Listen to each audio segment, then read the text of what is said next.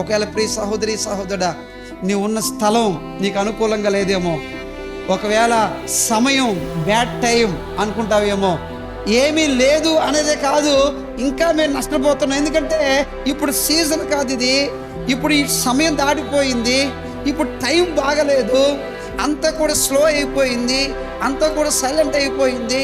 ఇప్పుడు ఏమి మార్కెట్లో ఆశాజనకంగా లేదు, ఏది పట్టుకుంటే మంచిగా అనిపించడం లేదు, అంతా కూడా చాలా స్ట్రగుల్గా ఉంది, చాలా బాధగా ఉంది, చాలా ఇబ్బందిగా ఉంది, చాలా కష్టముగా ఉంది. నెట్టుకొని రాలేకపోతున్నాం, పోషించుకోలేకపోతున్నాం, ముందుకు వెళ్ళలేకపోతున్నాం, కష్టంగా చాలా సవాళ్ళతో కూడిన పరిస్థితిని మేము ఎదుర్కొంటున్నాం అని ఒకవేళ నీ మనస్సు, నీ ఆలోచనలు, నీ తలంపులు నీతో మాట్లాడుతూ ఉంటే, దేవుడు ఈరోజు నీతో మాట్లాడుతున్నాడు. ఏమీ లేని దగ్గర కూడా ఎలా బతకాలో దేవుడు నేర్పిస్తారు మనకి. ఏమీ లేని దగ్గర కూడా ఎలా జీవించాలో దేవుడు మనకు నేర్పిస్తాడు.